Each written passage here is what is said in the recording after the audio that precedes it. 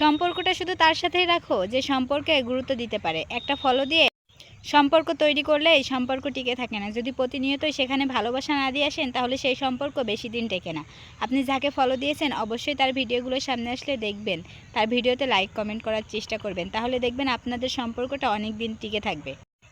কথা না হলে অনেক কাছের আত্মীয় স্বজনের সাথেও যেমন সম্পর্ক ছিন্ন হয়ে যায়, ঠিক তেমনই এই ফেসবুকেও আপনি যদি ফলো দিয়ে সম্পর্ক তৈরি করে রাখেন, তাকে ভালোবাসা না দেন, তাহলে সেই সম্পর্কটাও বেশি দিন টিকে থাকবে না। তাই সম্পর্ক টিকে রাখতে গেলে অবশ্যই তাকে ভালোবাসা দিতে হবে। এমন হাজার হাজার ফলোয়ার্স আছে আমার পেজে যারা ফলো দিয়েই আছে, কিন্তু আমার ভিডিওটা কখনো সামনে গেলে দেখেও না, একটা লাইক কমেন্ট তো দূরে থাক, তারা দেখেই না, সামনে গেলে ওপরে ধাক্কা মারে।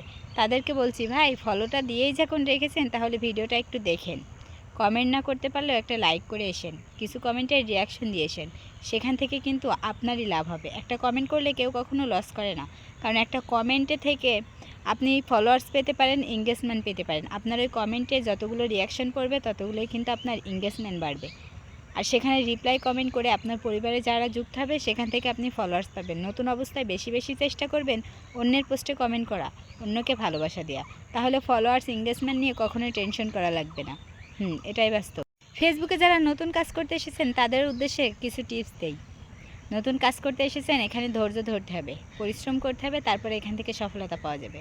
অন্যের ভিডিওগুলো বেশি বেশি দেখতে হবে, তাদের ভিডিওতে লাইক কমেন্ট করতে হবে, অন্যের পেজে যে ফলো দিতে হবে। ফলো না দিলে কখনো ফলোয়ার্স বাড়বে না। যদি ফলোয়ার্স বাড়াতে চান তাহলে অবশ্যই অন্যকে ফলো দিতে হবে, তার বাড়িতে যেতে হবে, তাকে ভালোবাসা দিতে হবে। একদিন দুই দিন এইভাবে দিতে থাকবেন, পরের দিন দেখবেন সেও আপনার পরিবারে চলে গিয়েছে, আপনার ভালোবাসাটা ফেরত দিয়েছে। তাই এখানে বসে থাকবেন না, ভিডিও আপলোড করবেন, অন্যের ভিডিও দেখবেন, অন্যের ভিডিওতে লাইক কমেন্ট করবেন, রিপ্লাই কমেন্ট রিয়াকশন এগুলো অবশ্যই করবেন। আর ফেসবুক যেই গাইডলাইনগুলো দিয়েছে সেই গাইডলাইনগুলো মেনে কাজ করার চেষ্টা করবেন। আমার মতন হাজারো ইউজাররা এখন ফেসবুকে হতাশ, না পাচ্ছে ভিউজ, না পারছে আর্নিং, না পারছে এখান থেকে ডিসএঙ্গেজমেন্ট, কিছুই বাড়ছে না। হাজারো কন্টেন্ট ক্রিয়েটর আছে যারা এখন হতাশ হয়ে গেছে। তারপরেও আমরা এখানে ধৈর্য ধরে লেগে আছি। কিসের জন্য জানেন? এই আপনাদের একটু ভালোবাসা পাওয়ার জন্য। আজ হয়তো নতুন, কাল ঠিকই অনুপ্রেরণা হব আমরাও। তাই সব জায়গায় ধৈর্য না ধরলে কখনো সফলতা আসবে না। আপনিও ধৈর্য ধরে দেখেন, 1 মাস 2 মাস 3 মাস 4 মাস দেখবেন একদিন না একদিন আপনার ভিডিওটাও ভাইরাল হয়ে গেছে। তাই ধৈর্য হারা হলে হবে না, অবশ্যই ধৈর্য ধরতে হবে, পরিশ্রম করতে হবে। পরিশ্রমই মূল চাবিকাঠি সফলতার। সফলতা পেতে গেলে অবশ্যই খুব পরিশ্রম করতে হবে। আপনি একটা ভিডিও আপলোড করে সারাদিন বসে থাকলেন, আপনার ভিডিও কি ভাইরাল হয়ে যাবে? কখনোই সম্ভব না। আপনার অন্যের ভিডিও দেখতে হবে, সেখানে লাইক কমেন্ট করতে হবে, তারপরে আপনার ভিডিওটা ভাইরাল হবে। তাছাড়া ভিডিওটা কখনোই ভাইরাল হবে না।